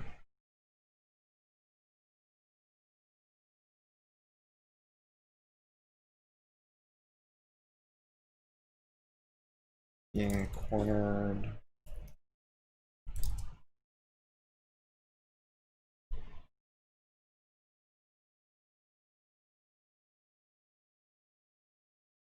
Criticism that leaves you with no options. Just destroys, but doesn't do alternatives. I mean, this one's a bit of a stretch. I know that this is a thing that she thinks because David told it to her. And it sort of fits the theme, but it'd be pretty hard for a reader to come up with from Being Trapped. But it's kind of similar to Being Trapped. Yeah, I mean, being trapped would be like feeling like you can't get out of a situation, so you can't see any options. I mean, it's not like you had options beforehand, though. I can sort of see it. Criticism that leaves you Yeah. with no options, though, is like actually like it means that someone would be in the position where, were they to accept this criticism, they would like have to think of a solution because they don't have a way of dealing with it without doing creative thought.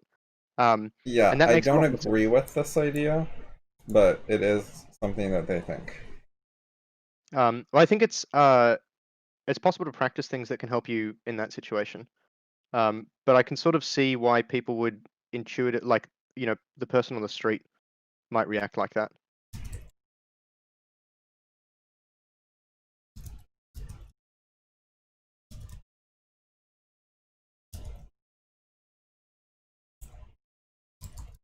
Yeah.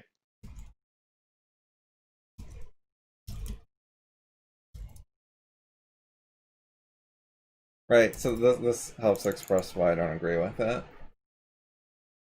Um, so I agree that that's like a better attitude to have, but it seems to me like it's an attitude that people have to sort of adopt. Yeah, so people can be bad at this, and it can help contribute to why they don't like criticism in some manner. Sure. Well, the sort of, I guess, in some ways, what Lulie said about packaging being effective. Um, if a criticism leaves you with no options, or you suspect it's going to leave someone with no options, you can add that onto it. Like, um, like you as the person delivering criticism, for example, can point out that this is actually an opportunity or whatever else, and help that person solve that problem, as opposed to letting it be a reason to ignore criticism. Um, Yes, and because this is so generic, you can write an article on it and link to that, or you can link to someone else's article on it. It's very y- easy. yep. And there's lots of different like what places to start with problem solving. Um, like it's by no means a small, it's not like there's one way that's restrictive and you need particular skills to do it. There's lots and lots of different options. Yeah, so when I made this list, I basically took the things one at a time, and I tried to think, how do I generalize from a single case to things similar to it? Because there wasn't enough of a theme like across the three things. So that's kind of sad. Okay, Yeah, so allegedly they dislike these things, not criticism itself.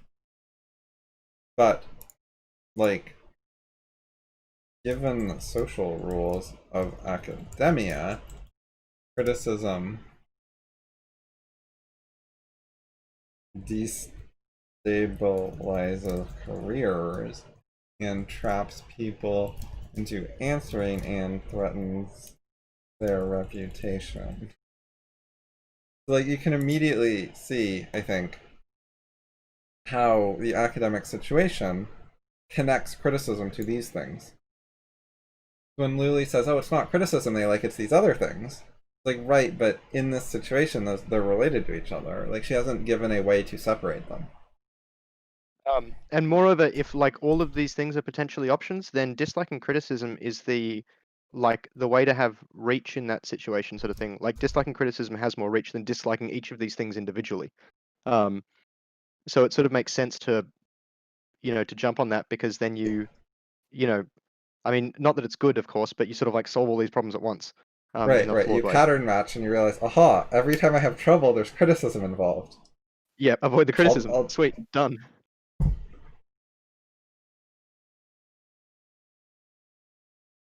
Right, so she tries to present this as them disliking something else, ignoring how connected these something else's are to criticism in the relevant context. And I Yeah, think yeah, that this is a trick because you can. It's not hard to imagine these three things being separate from criticism in some sort of universal context. Like if you imagine a rational utopia, you can imagine people who did not feel trapped when they were criticized. And they were okay with criticism that wasn't just like name calling and, yeah. you know, so it's very context dropping. One thing I'm just noticing that there's about 30 minutes left. Do we care much about covering the other, like the second pass, sort of thing? My plan was just to not finish today and continue Oh, later. cool. Yeah, sure. Easy. Because, yeah, it looks like we're not going to get to the end. There is one of the reasons I asked as well was there was a bunch of stuff that I spotted in the second pass through, because Uh-huh. of all uh the context.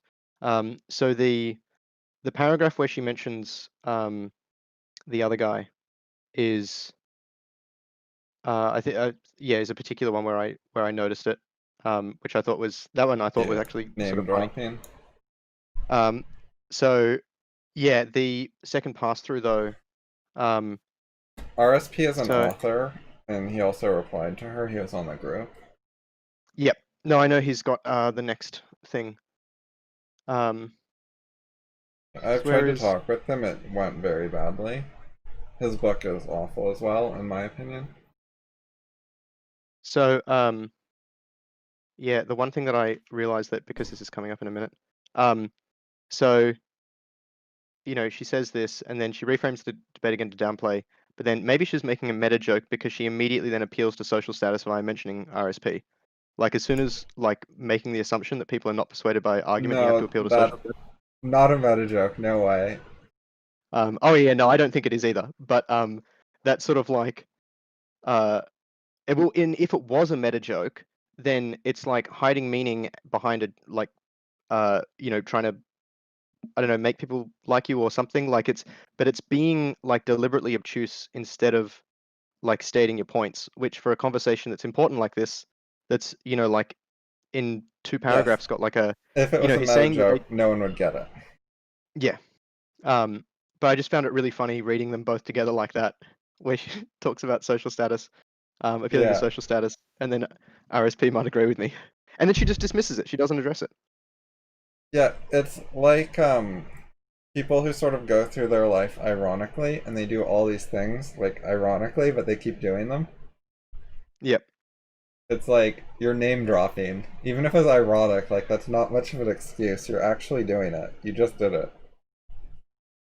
Um, that was, yeah, something that a friend of mine who lives in LA and was being a writer, traveling around a lot. Anyway, I went to visit him a few years after we were at uni, and he was playing with the idea of like living without irony at the time, which I found like, yeah, a really good and powerful idea. Like to live sincerely in everything, not to do stuff like that, not to coat your meaning in other things, or to be obtuse, or try to, have your little, giggles behind other people's backs or whatever else, because they didn't Yeah, realize the joke, or like all that sort of stuff is really poisonous.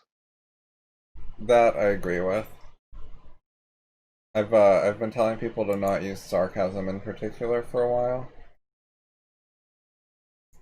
Yeah, I think particularly on the web, sarcasm just is It's really both damaging. mean and unclear because people often, if you say the opposite of what you mean, how are they supposed to know if you're being sarcastic or not? It's often Yeah, hard to tell. You see on Reddit, people are like, not sure if this is sarcastic or not, but like that's how they have to yeah. open their replies. Well, they've got to hedge, because what if otherwise the other person is going to be like, "Oh, I was just being sarcastic. You're an idiot," or you know, like, "Why Yeah. did you presume I was sarcastic? I was being serious." Um, it's a really like hostile place to put someone else, It's an unfair intentional place. because they don't want to stick their neck out. Like, they want the plausible deniability so they can switch meanings as convenient. Literally between like opposite meanings. Um, yeah, After that they get reminds me of social feedback, they can figure out which one's more popular and say that's the one they meant. um, so there was a thing that I wrote that oh yeah, so I said this recently, as a like, oh, that's annoying. Let's see if I can. So, yeah, as like this applies to a lot more than just the stage topic, but like so when you do stuff like that, you're giving yourself an out, and if you know that you're giving yourself an out, then I think for like one's integrity's sake, you need to, or you should, like put yourself in positions where you can't have an out, um, like where you explicitly deny yourself those sort of options, because the only reason that people want them is so that they can use them, and they're always bad to use. Um,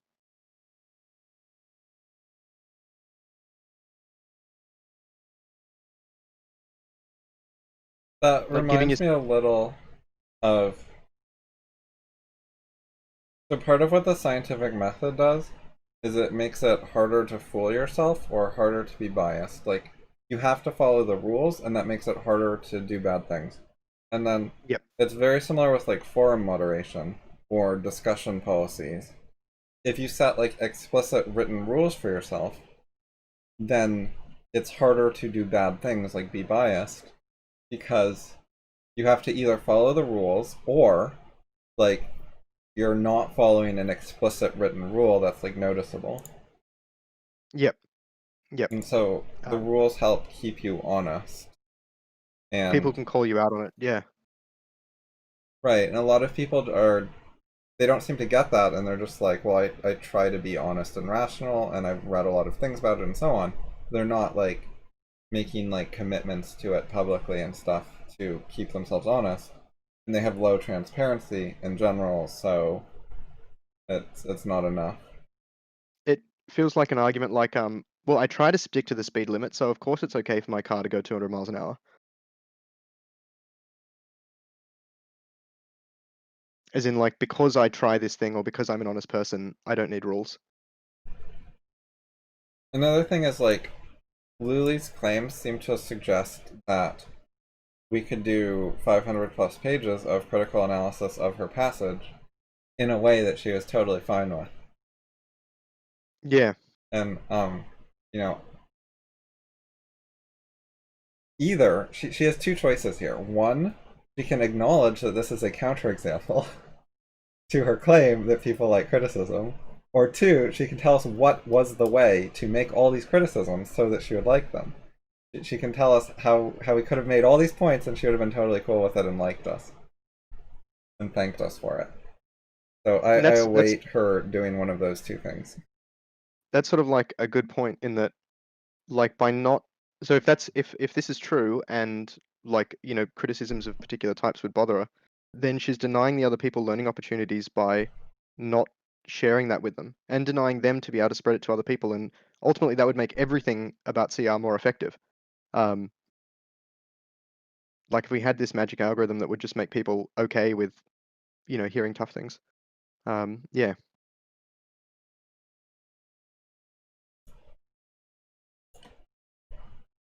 Okay, so she concludes her paragraph with, what is this? Is this an argument? I think it's just an assertion.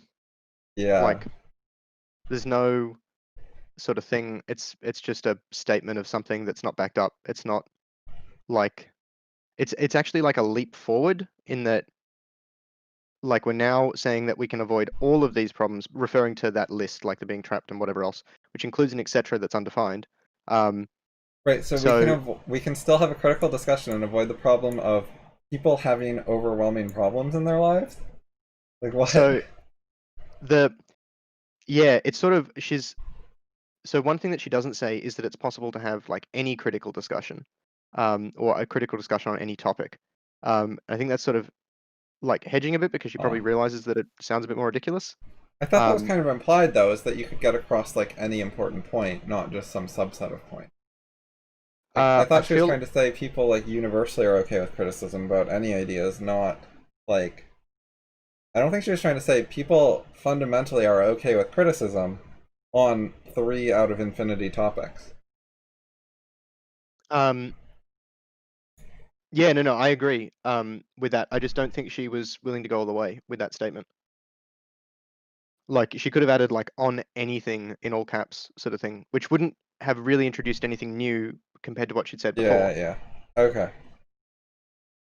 Um, but yeah, even with the weaker case though, like, yeah, I mean, you can't indefinitely do this sort of stuff without running into things.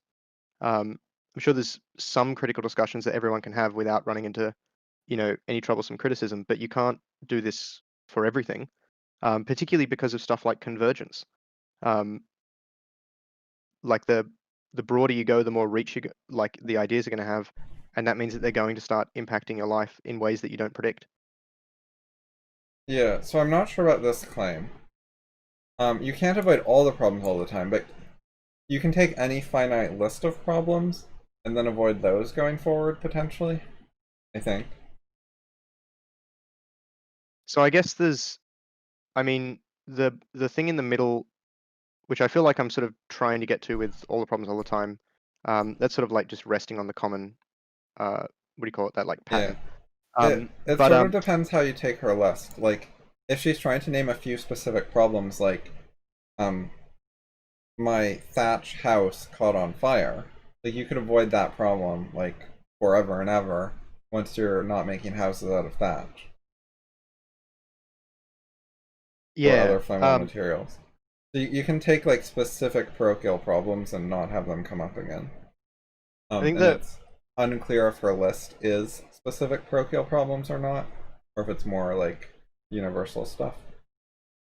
I feel like the sort of clinching point is like, is it possible to start from any position that, you know, find someone on the street, whatever, start from any position and have like an arbitrary endpoint essentially where you can have that discussion without like running up against some of their criticisms. Um, and I don't think that can be done generally because some of those things are like, you know, stuff like if there was a parent like, oh, you mistreat your children. Like I'm not sure they could possibly have that discussion.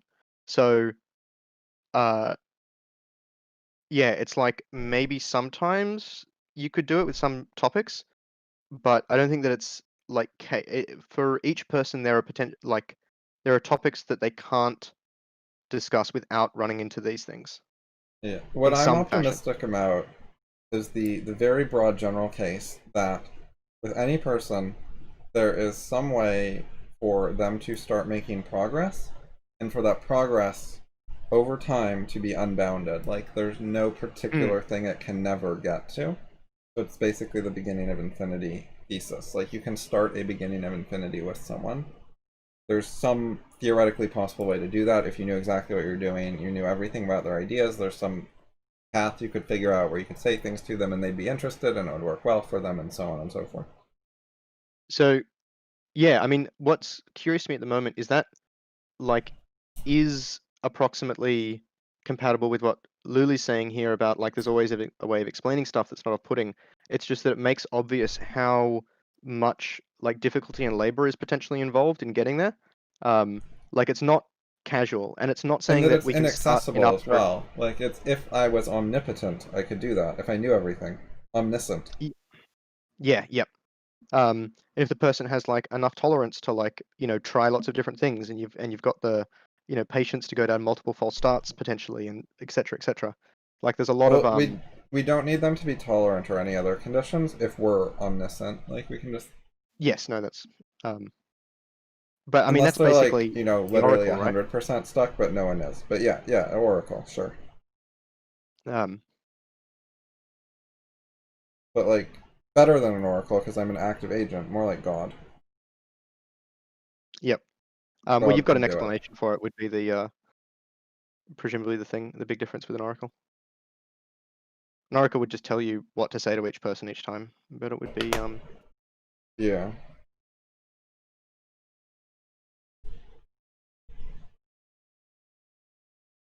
but yeah. Right. But the actual thing under debate is somewhat different than that abstract scenario. It involves claims like uh, she thinks that critical rationalism is compatible with social networking and politicking. So it's not there's some path where you can convince people to stop social networking. It's leave the social networking alone and it'll still work. And that's compatible with like unbounded progress, which is a thing I'm, skeptical of. I think you have to at some point in the progress you're gonna have to get rid of social networking and academic politicking. Yeah. My Whereas Lulie doesn't claim that. my rough way of thinking about it is the more like parochial preconditions you leave on things, then the more you start like trying to get to a point of like Boltzmann brain level territory where you're just sort of like hoping for things to like the dice to roll in your favor to be able to find something compatible. Um, it's like you select out more and more and more possible futures with the more conditions you put on it. The other thing, using A as a like she's got like as the determiner for critical discussion is like vague in a way that makes it hard to argue with. She's not saying any, and not talking about a particular critical discussion. Yeah, I agree. Okay, so let's look at the second pass for the parts we read. She starts out by saying she sees the good in the post, but thinks the future will be better in the picture painted. Oh, painted. Sorry, that's just a typo. That's like implied by Doesn't say what the good is. This is dishonestly representing the post. There's no good in the extract, but it's just more acceptable to say things like this. This is harsh. I don't agree with this. Like I thought there was some good in Burner's passage. Yeah, no, that is like unfair. I think I sort of meant like it's not positive about CR in any particular way. Like I don't think there's much positive. Like he does point out legitimate issues, and I think that's good. Yeah, Um, but yeah, so it, that's it did that's seem a unfair bit of me. hostile.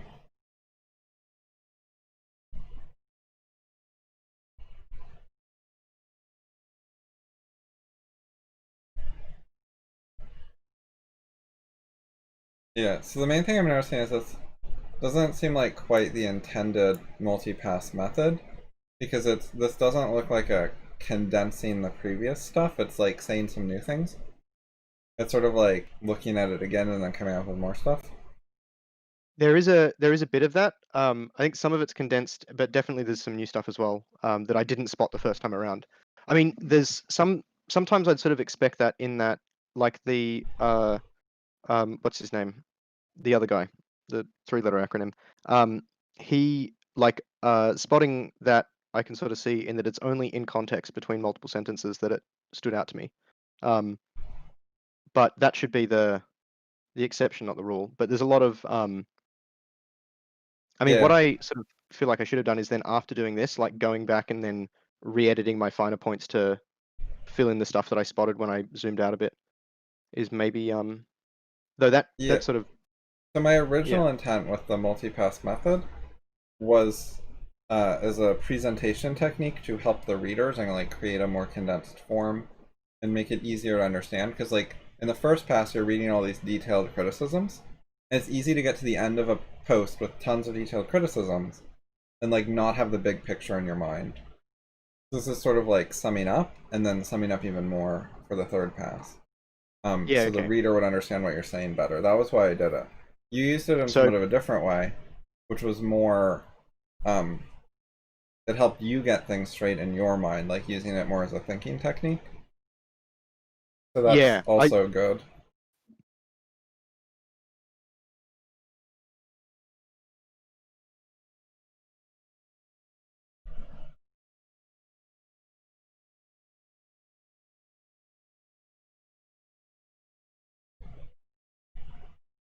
um oh yeah, my like second single sentence paragraph there. My second paragraph that's a single sentence. I'm not sure that makes sense. Like the last part. I'm not sure if I've Right. forgotten a word or Two something. seem important to the extract. That is confusing. Not sure what that means. Yeah, the first half I can follow, but I'm not Does it mean downplays its importance to the extract? um possibly to seem less important to the extract, maybe.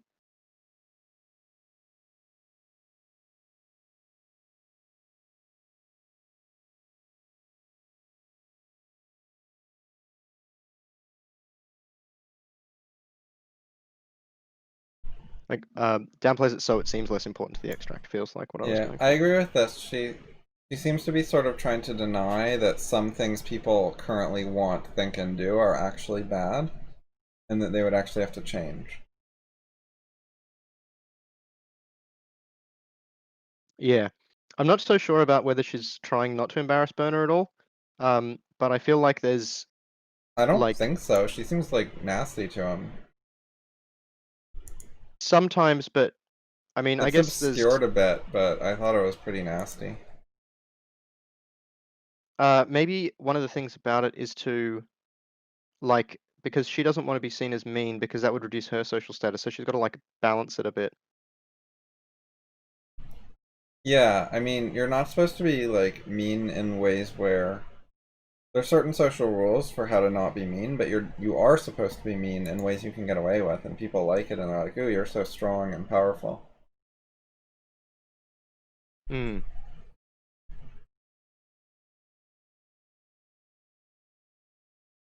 Okay, so she downplays Burner's point with the maybe. Right. He just said something, and she's like, "Maybe I have to guess what he means." And Yeah. actually provides more of an explanation. Yeah, he did.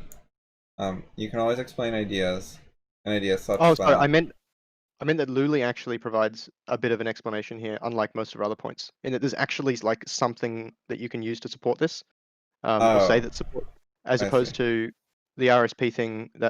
There's nothing supporting that, and then Oh, okay. there's like So in yeah, this, the stuff we just went over at length that was awful is better than the other sections. Is that what you're saying? um, yes, because there are actually reasons. Okay. Well, that's unfortunate.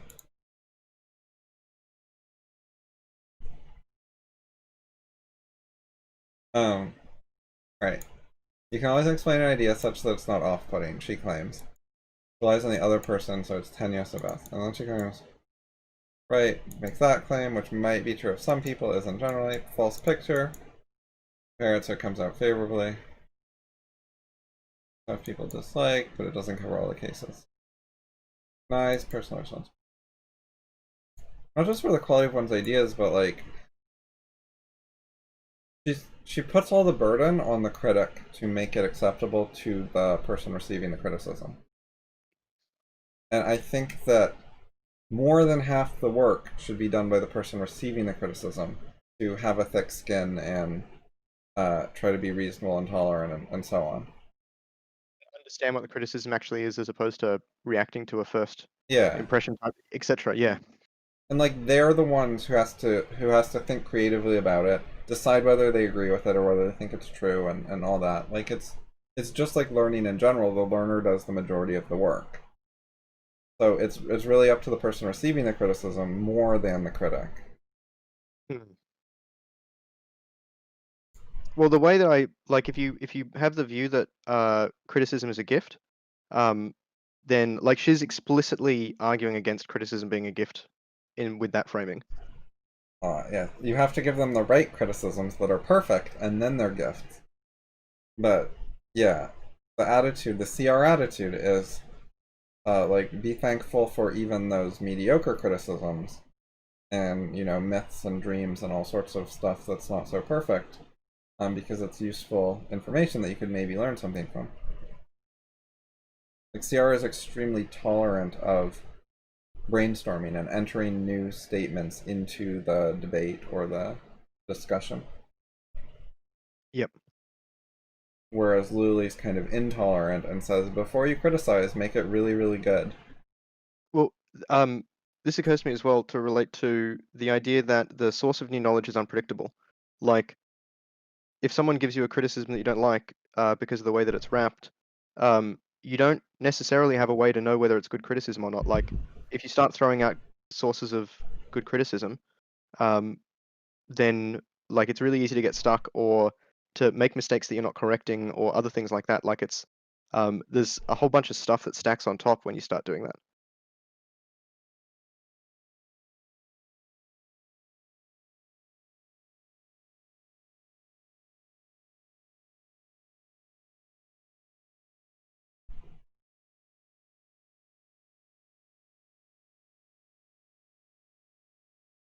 Yeah, I do think it clashes with.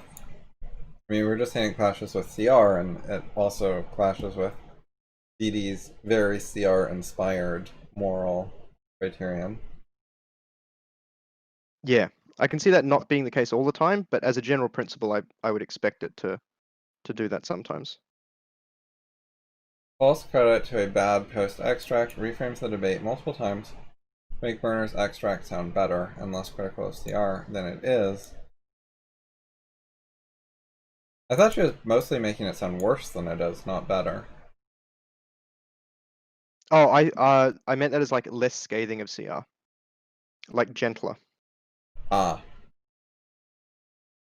Okay. as opposed to making it sound of higher quality. Yeah, that was poor wording on my part. Okay. Avoids dealing with direct conflicts brought up by the extract. Mix up presents the irony. Kills the social status a bit. Ultimately finish optimistically by pretending the irony. Okay. So what I don't see here much is that her arguments were mostly assertions. Like her argument quality was really bad. And it was presented as if it was really good. Like the sort of tone of it was she was pretending she was doing high quality argument, I think. I think you're supposed to take it that way. Yeah, I mean, I can sort of charitably see out of my little thing there that like the quality of the argument not being good, but I don't talk about the way that she presents it at all, I think.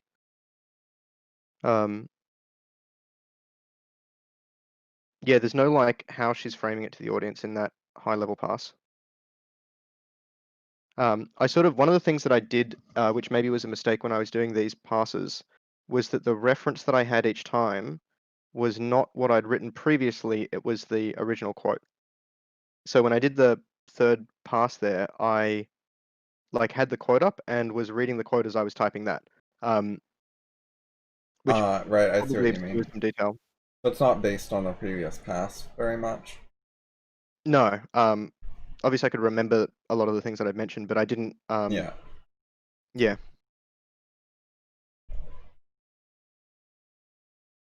Okay, so for next time, we can continue at number 8. And you can watch more of the videos and start looking at some of the text files, maybe. Yep, that's a good idea. I yeah, I probably won't start on RSP stuff until we get through this a bit more, I imagine. Like all the text review and stuff for this first thing is yeah, it's probably a lot of yeah, material to get through. Oh, that was a few minutes ago.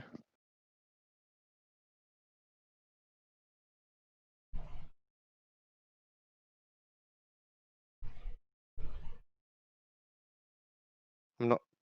Oh, not a fixed amount of work to be divvied up with Yeah, regards to this receiving somewhat criticism. depends because, like, how much work do you want to invest in it? What's the reward for you? So generally the learner or the person receiving criticism has more to gain, so it makes sense for them to put more work in. But yes, you can, if you want to, try to meet them as close to their position as possible, do as much work for them as possible.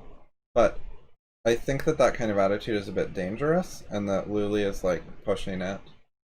People like try too hard to save others when you need to view other people as kind of autonomous, and it's really up to them what they do with their life and what they think and so on. And so I think it's generally a bad idea to try to like super optimize for getting a particular person to listen to you.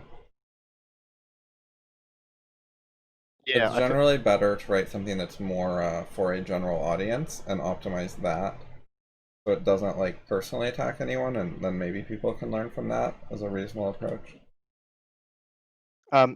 one thing I have an issue with is both parties should do as much work as possible. Like I feel like it's fair for the person who's got the problem to do as much work as possible or practical on that problem, but the person who's like offering a criticism, that just means the people who are better at spotting criticisms are spending all their time helping people try and understand it, as opposed to doing other things, which I don't think it makes sense. Right. Like, I think we want to encourage that you don't have to put in a lot of work to share a criticism. That way more criticisms can be shared. Don't make it like a huge burden. Yeah. And it's The also only okay downside I can if see is that you give a cheap criticism and the person doesn't put much work into it and nothing comes of it, and at least you didn't invest a lot of resources into it on either side. So, like, it's okay if that happens some. yep. Okay, so see you in 2 days, or Yep, 2 days, videos, text, that's the primary stuff. Till then. Cool. I'll okay, take bye. notes on the comparisons. See you then. Bye.